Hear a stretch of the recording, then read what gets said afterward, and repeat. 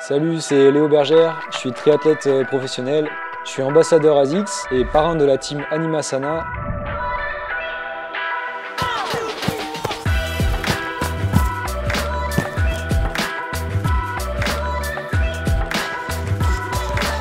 Avec ASICS et le PAP, on va essayer de vous préparer au mieux à votre prochain triathlon, à Deauville ou ailleurs.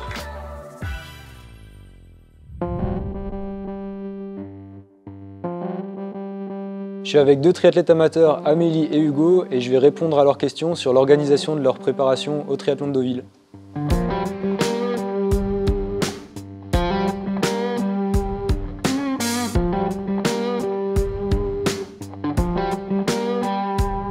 Léo, j'ai une première question.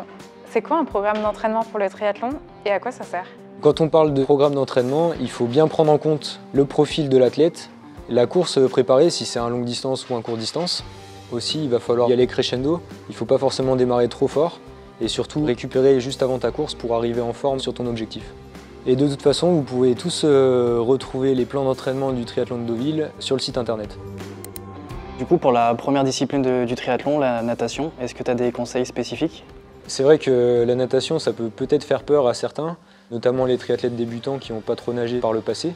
Essaye de varier les allures, faire un petit peu d'endurance, de VMA, de seuil. N'oublie pas de faire des éducatifs, travaille la technique, focalise-toi aussi sur la respiration, n'oublie pas de te relâcher et de bien respirer. Et surtout, vas-y avec les copains et tu vas voir que tu vas vite progresser.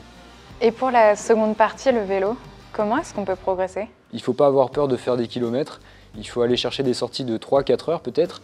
N'oublie pas de temps en temps de faire aussi un petit peu de travail de vitesse avec des sprints, des pancartes ou du travail de fractionné.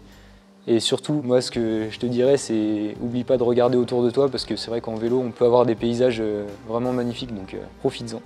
Et du coup, enfin sur la partie running, est-ce que tu as des conseils sur cette partie? Ouais, c'est vrai qu'en course à pied, il faut faire attention à pas trop en faire parce que c'est le sport où on a le plus de risques de se blesser.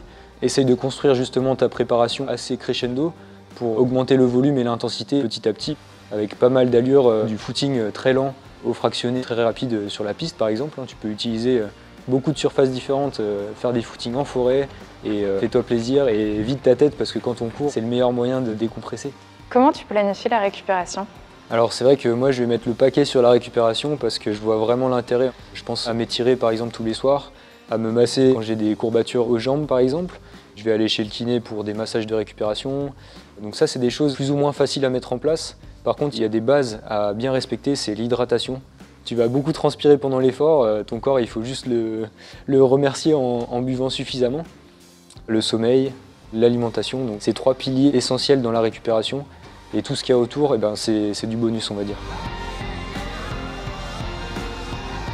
On a parlé de l'entraînement dans les trois disciplines. Le plus important c'est quand même d'alterner entre les trois sports pour ne pas se lasser d'une des trois disciplines. Surtout n'oubliez pas de prendre soin de votre corps et de votre esprit pour arriver en forme à votre objectif.